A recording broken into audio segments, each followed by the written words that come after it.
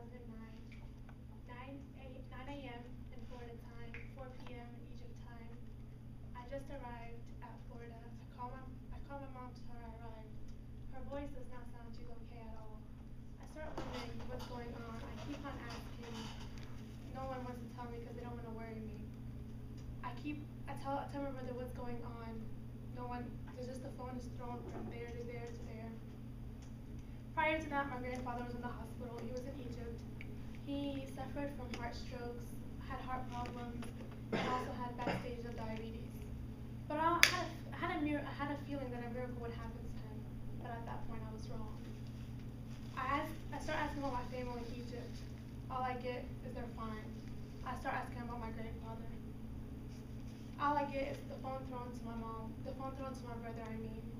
And all I remember is him saying God took him.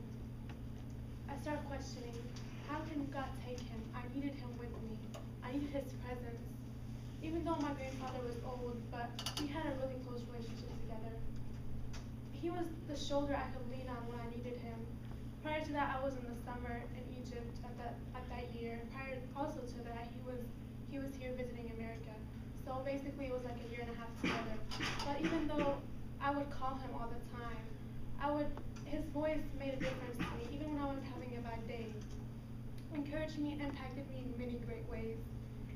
All I remember prior to that, also 2 days before he passed away, I remember just the last phone call between us. It was just take care of yourself.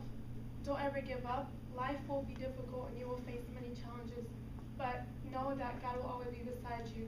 Even though I might not see you graduate, even from high school, he didn't get to see me graduate from high school. And he was like, I will always be looking down at you. It was hard for me to overcome that because I had that relationship with him that even if I was afraid to talk to my parents about something or just to a friend, I know I could trust him. I know I can go to him and he'll be there to listen to me at all times. I wasn't able to see him. I really wanted to go down there for his funeral. I couldn't. That really impacted me in such a way that it would be even hard for me to explain how hurtful that was to me. Yeah, I know I didn't want to see him suffer and be in pain and see him suffer from all kinds of diseases, but his presence, him not being there with me anymore, really made a difference to me. I kept on questioning why him. I would even call just to call him and I would get no answer from him.